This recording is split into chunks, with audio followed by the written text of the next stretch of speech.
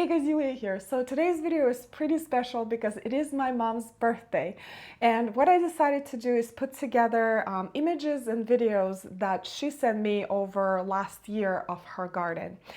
And what I'm going to do, just voice over the images and the videos and talk about the plants a little bit. But before I do that, I wanted to talk about the garden itself, because this is my childhood garden. This is where I learned how to garden and where I grew my first plants. And it is a very small space. It's about 0.14 of an acre. And of course, there's the house, there's two greenhouses, there's a couple of cold frames. So there's a lot of space that's taken up by structures. And I think it still makes a wonderful little garden with a lot of interest. And in addition, it being difficult climatically because this is northern Russia. The soil is very poor. I would say if you dig down to about 6 to 8 inches, it's all clay. It has high water table. So if you dig down even a little bit further, you hit water. And as we know, a lot of plants, a lot of fruiting trees, ornamental shrubs and perennials and vegetables require very good drainage. So things had to be done, pipes had to be laid, and drainage, and the soil had to be built up over years and years to make it okay to grow plants. And, with all the challenges, I think my parents and my mom, they do a wonderful job every year. And in addition, my mom has severe rheumatoid arthritis. So she is in a lot of pain most of the time. Of course, she's on medication, but rheumatoid arthritis is a pretty painful condition. So she still gardens, she still moves around, she plants those flowers because they bring her so much joy. And I mean, I don't have to tell you guys how therapeutic gardens are, and they just make us feel better. They make us move and enjoy nature and be in the nature. Anyway, all those wonderful things. So let me just show you the garden and talk about it. Peonies are one of my mom's most favorite flowers, and it is surprising to a lot of people that peonies do really well in northern climates, and they really do not mind the cold. What they do mind is wet feet.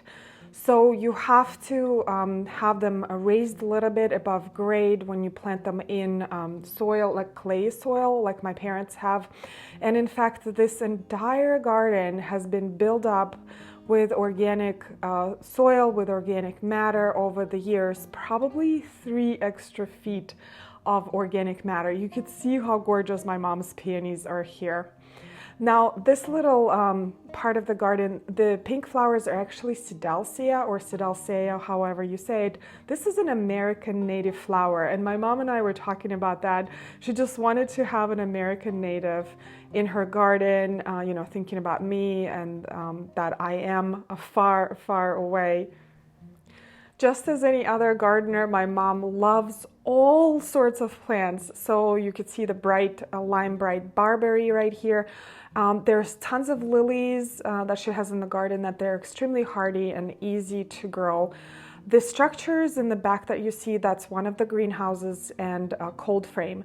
Now this shrub right here is a red currant, and I love red currants, and I just can't find them enough here. And every time I go visit my parents, I eat the red currants by the pound. And here are the tomatoes that they have in their greenhouse.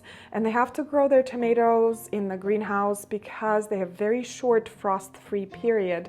I think it's less than 100 days. But as you can see that they're very successful with growing their tomatoes. They are just delicious, big heirloom tomatoes. They both pickle them and they eat them fresh all summer long. And cucumbers are one of my favorite things from my parents' gardens. My mom makes one of the most delicious pickled cucumbers.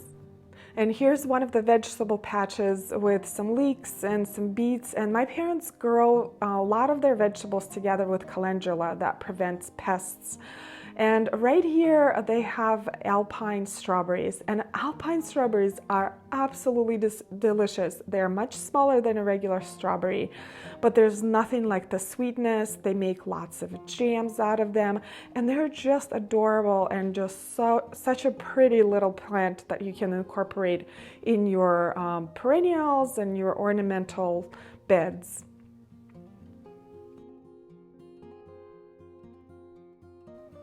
And later in the season, she has a beautiful echinacea blooming and also cleome, which she said she was inspired to grow because of my garden. And I am so glad because they're just so beautiful. And then they have a number of panicle hydrangeas that actually do pretty well in northern climates. The plant that you see growing on the wall is perennial sweet pea. Be careful with it. It can get a little bit aggressive in more warmer climates. And then she has some bee balms and tuberous begonia, and she just likes to combine all sorts of plants with all sorts of colors. And around the same time, dahlias start to come out. And I believe this one is High Trio. I actually grew it a couple of years ago. It's just such a fun color plant. This is pretty much the overview of one side of the garden. There's some walkways. They did everything themselves. The walkways, planting of trees, and all of the structures was done by hand. I quickly wanted to talk about tuberous begonias because my mom absolutely loves them. She saves the tubers every winter. They're actually a fantastic looking plant, and I am growing some this year. And this is what the garden looks like at the end of the season. The dahlias are out, the hydrangeas are in full bloom. And as you can see, my mom is not afraid of bright colors. She loves the oranges, the reds, the yellows. She is not afraid to mix it all up and incorporate it all together in her garden. She loves the marigolds and these bright colored dahlias. And right here, she's trying to show the apple tree because they had a really good apple harvest last year. In fact, they dried tons of apples and they eat them all throughout the winter. And then on the perimeter, my dad planted a lot of the conifers as a windbreak. Right here, the tree with little red berries is sorbus. It's a beautiful northern tree. If you can Google, look it up. It's just a fantastic tree. And again, my parents incorporate calendula in all of their vegetable beds because they repel pests and diseases. And they're just so much fun.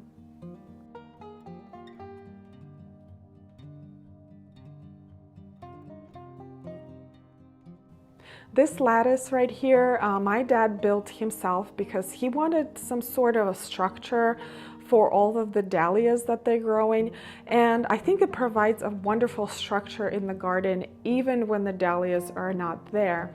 Now, as you can see, this is the end of the season. Dahlias are in their full bloom, and my parents dig out all of the dahlia tubers just like I do, and they store them in cool location in the house, and they plant them out every spring.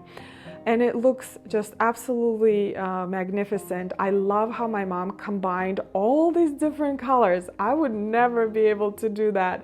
I am not brave enough. The magentas and the bright oranges and the yellows and the reds. And all of these just warm colors go so well together. And dahlias actually do pretty well up north. Obviously, you know, the tubers have to be dug up and stored for protection in the winter.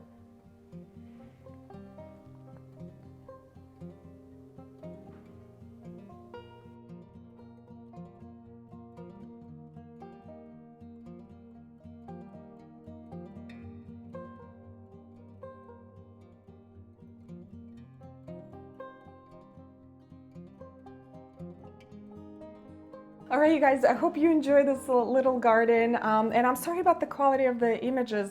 I know a lot of times when they are transferred by text or email, the resolution gets pretty poor. But I still hope that you got inspired by this little garden, and despite all of the climatic conditions or difficult climatic conditions that my parents experience, that they can grow a beautiful little garden and create an oasis for themselves.